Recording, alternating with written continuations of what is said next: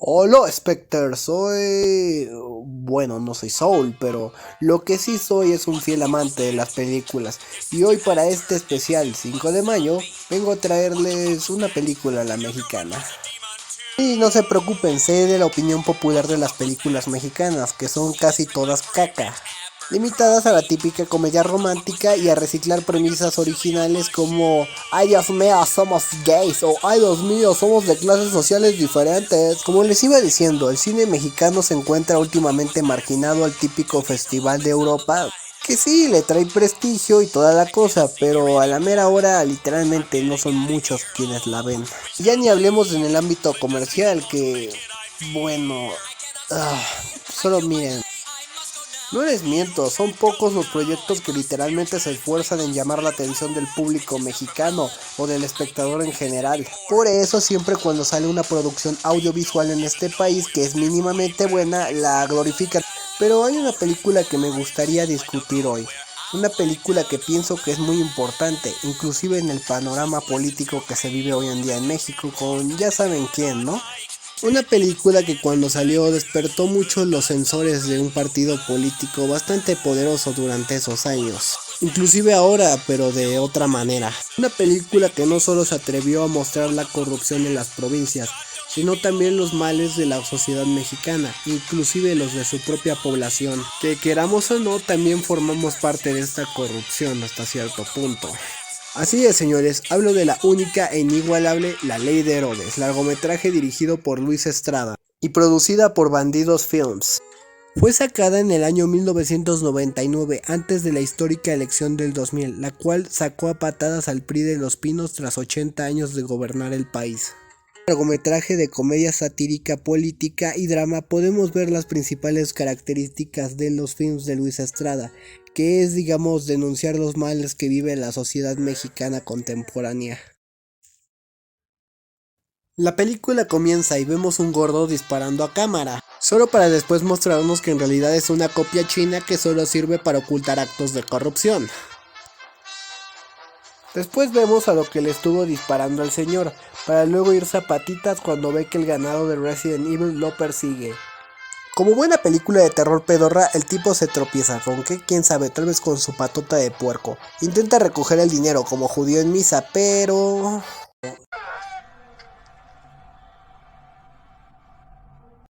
Ni cortos ni perezosos ya nos muestran al gobernador y su secretario de gobierno. El gobernador se encuentra enojado ya que ve lo ocurrido en San Pedro de los Aguaros como un mal augurio, algo que puede afectar su campaña. Así que le exige al secretario encontrar a alguien que sirva como alcalde en el pueblo. Tiempo después el secretario de gobierno discute esto con su achichincle.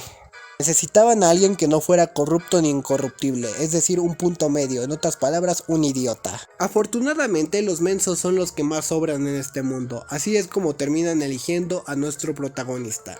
Y es Juan Vargas, una persona que parece simpatizar con los ideales priistas. Nomás al llegar al pueblo con su mujer se da cuenta que lo mandaron de Guatemala a Guatepeor.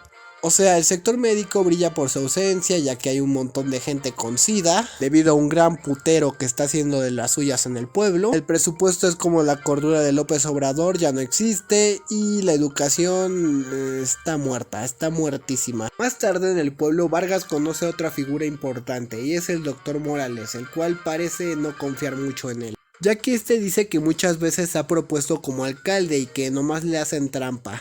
Morales le explica a nuestro protagonista la inminente amenaza que simboliza el congal de Doña Lupe en el pueblo, sobre todo en la salud. Vargas va a hablar con la doña respecto a este tema, pero a ella no le gusta mucho que le digan qué hacer. Vargas se junta con el cura para ver si lo puede ayudar a cerrar el congal, pero el señor se hace medio pendejo y encima le exige dinero a cambio de una oración. Entonces Vargas, ni corto ni perezoso, se sube al auto para ver al gobernador, pero se le descompone. Afortunadamente hay un gringo buena gente que la quiere ayudar noblemente, para luego decirle que lo que realmente quería era una compensación económica. Vargas le dice que no tiene, pero le da una dirección falsa y este se va todo contento, creyendo estafar al gringo, por ahora. Más tarde Vargas logra llegar al Palacio de Gobernación, quien es recibido por el gobernador.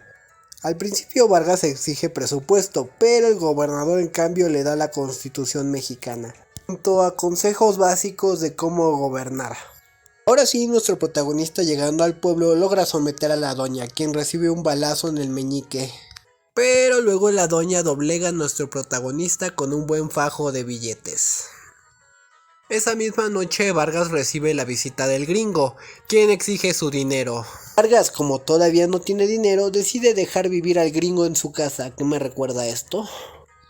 Los días siguientes Vargas disfruta del beneficio del poder, se acuesta con X mina de acá, con X chamaca de acá, pero surgen los problemas, porque Morales no deja de cuestionarlo de por qué todavía no ha cerrado el congal. Este se va bastante enojado, tachando al gobernador Vargas de corrupto. Por otro lado, el padrecito parece estar consciente de las movidas en las que está metido Vargas, así que le promete guardar el silencio, mantener a raya a la población siempre y cuando Vargas le dé dinero, ya que el padre quiere comprarse un carrito. Por otro lado, doña Lupe está harta de que Vargas le quite el dinero y coja de a gratis, así que contrata a un indio karateca para que le parta la cara a Vargas. Estaba de bote en bote la gente loca de la emoción. En el ring luchaban los 4 rudos. Esa misma noche Vargas logra vengarse de doña Lupe, matando a su indio karateca y dejándola a ella al final.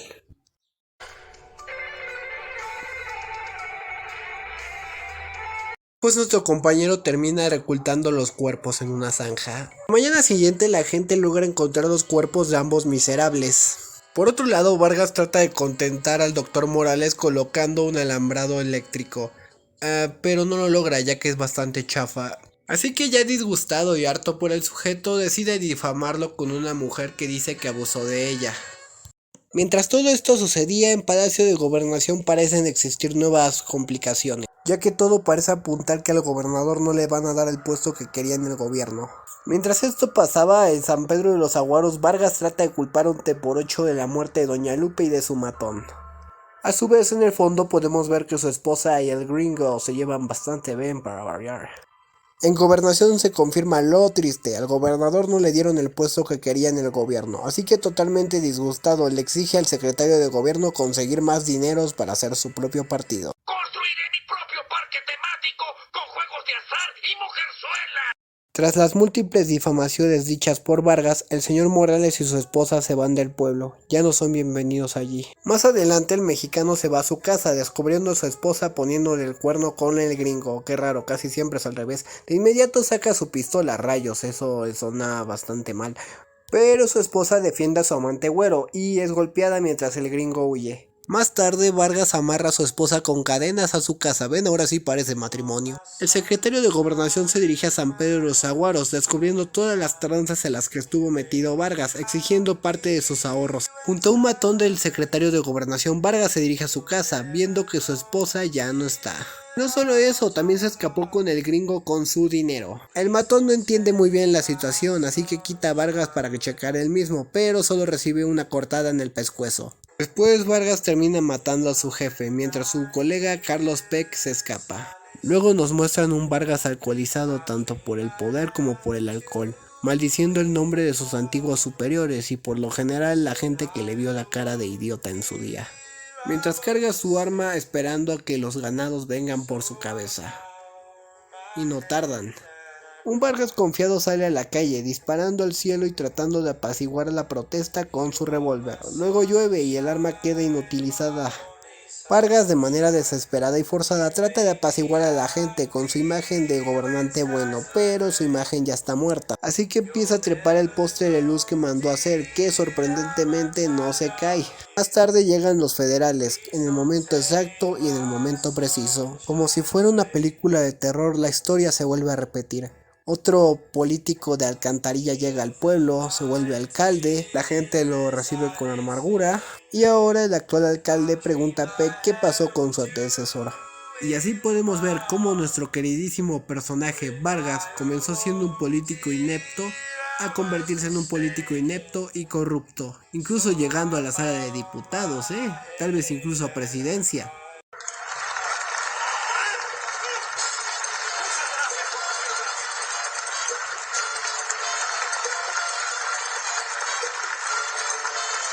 Antes que nada, no podemos hablar de la importancia de esta película sin mencionar el contexto en el año en que fue emitida. ya que fue un año antes de las elecciones del 2000, proceso electoral en el que por fin se le daba la misma importancia y visión al resto de partidos políticos, no solo al PRI, ya que el Partido Revolucionario Institucional, es decir el PRI, fue el primer partido en ser fundado después de la Revolución Mexicana y en venderse como tal. Por eso, aprovechando los años que estuvieron en el poder, que por cierto no fueron pocos, aprobando todo tipo de reformas electorales que únicamente los apoyaban a ellos. Por años la gente solo escuchaba las propuestas e ideas del PRI.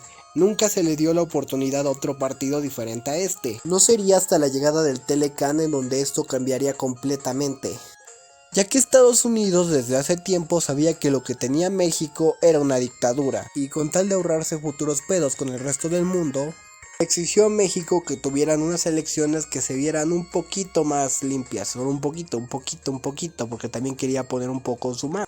Y allí es donde surgió el INE, ya que antes la Procuraduría de Gobernación era la que se encargaba del proceso electoral en México.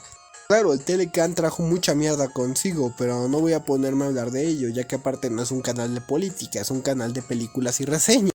Pero entonces, si no es un canal de política, ¿por qué hablas de esta? Preguntarán algunas personas, o las pocas personas que me ven. Pues bien, hablemos ahora de sus apartados técnicos. Primero, más que nada, la ubicación de la película para mí fue una grandiosa idea. Ubicarla en un pueblo de México hace que la cosa se vuelva más atemporal, y así puedas hacer que fácilmente la historia se ubique en el pasado. Ahora, tan solo para darle más a esa estética anticuada, Ruiz Estrada hizo que los personajes y los protagonistas usaran ropa más antigua, hicieran referencias al pasado, referenciando a Cantinflas y a Miguel de Alemán, que fue el presidente de la época. También la música de la película le da un plus a esto, poniendo canciones como La Cama de Oro, Que me lleve la tristeza y sobre todo mucha salsa para ambientar las escenas, para así lograr ponernos en tiempos post-revolucionarios. Y ni se diga de las interpretaciones, los actores se lucieron bastante con sus papeles, teniendo a personalidades que incluso siguen trabajando hoy en día en el cine mexicano, como Damián Alcázar, con Leticia Güejara, el ya fallecido tristemente Pedro Armendáriz Jr., Isabela Vegas, Ernesto Gómez Cruz, Jorge Zarate, Eduardo López Rojas, Jesús Ochoa, aunque este último sale al final, pero bueno. Otro punto positivo de la película es que también critica a la ciudadanía mexicana, poniéndola como responsable en parte de su propia tragedia, personificados por sus propios personajes, como Vargas, quien mucha gente dice que no, al principio empezó siendo una buena gente, quería cambiar las cosas, pero la verdad es que era una persona que no estaba preparada para un puesto tan grande como ser alcalde de un pueblo. Sí, que es un pueblo de mierda, pero al fin y al cabo un pueblo, con su gente, con sus necesidades, con diferentes formas de ver la vida, una cosa que conlleva una gran responsabilidad. No se lo puedes dar al primer pendejo que veas sentado en una oficina. El personaje de Doña Lupe también representa otra parte de la población mexicana, que sí es la dueña de un congal y que no representa a la mayoría de la gente de México, pero posee varias de las actitudes prepotentes y majaderas que provienen de los llamados lords mexicanos. Y ya saben, esa gente que se cree la mera leche con cebolla y que creen que pueden hacer lo que quieran solo por egoísmo. Sí, ya saben, esa gente que prefiere mover una cubetota llena de cemento cada vez que salen a la calle con sus carros, para así impedir que otros se estacionen en su lugar mientras él no está. Lo que me gusta de esta película es que al final demuestran que Doña Lupe no vale nada en el pueblo, ya que incluso en la famosa escena donde se muestran a las personas más influyentes de San Pedro de los Aguaros, ella no está, mostrando que ella, al igual que el resto de personas en el pueblo, es solo un número más. Tan solo otra billetera con patas que abusa de los demás y a su vez ella es abusada como los demás. También, como es costumbre en este tipo de películas, la crítica a la iglesia no podía faltar, mostrándola como una institución corrupta para así mantener a raya a la población.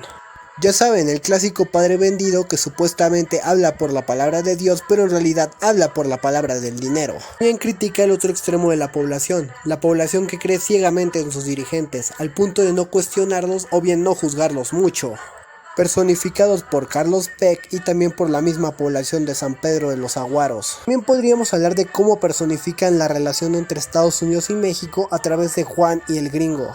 Pero, ¿no les suena familiar esta escena? Doctor, sin duda le parece. Así es la oposición. Todo lo critican. El presidente más atacado en los últimos 100 años. Señores, el mensaje de la tetralogía Estrada, o por lo menos el mensaje que yo pienso que es el correcto, es que el verdadero cambio, pero el verdadero cambio de bien está en nosotros, en la ciudadanía. No en un cínico que se pone una banda con los colores de tu país y que solo se sube al bus cuando este está en campaña. Deberemos de criar a las futuras generaciones para que tengan conciencia y respeto por los demás, en vez de criar a machistas de mierda feminicidas que a su vez se apelliden pito corto.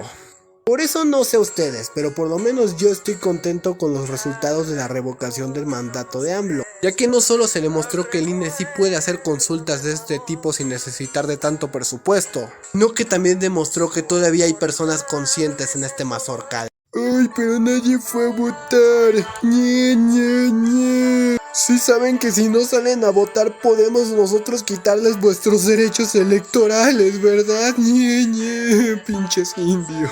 Señor Pablo Gómez, ¿usted está consciente que al decir esto le está dando la razón a la visión que tiene el PRI y el PAN de ustedes de que son un montón de dictadores comunistas? Ay, pues es que tiene razón, el INE no nos dio tanto apoyo, no puso las suficientes anuncios de que iba a haber una revocación. Literalmente lo que sobraba de la revocación de mandato fue la propaganda, no la muele.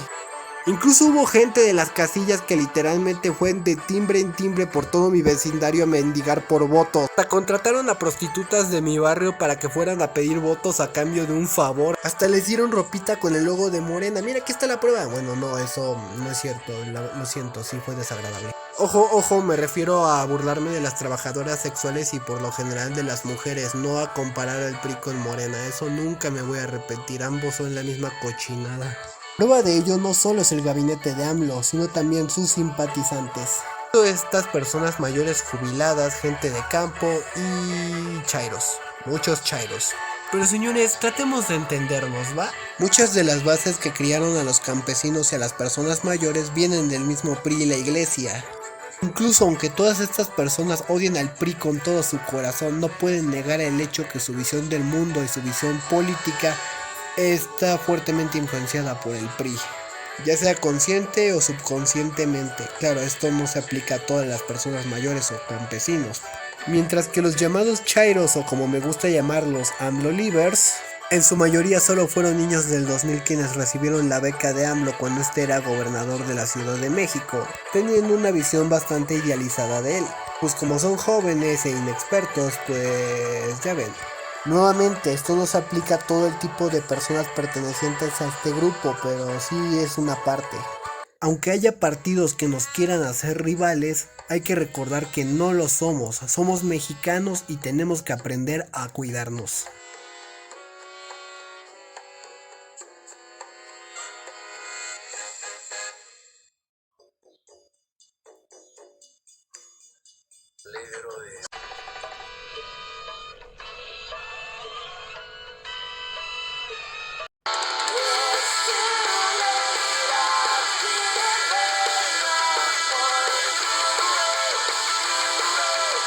Que chinga su madre el PRI.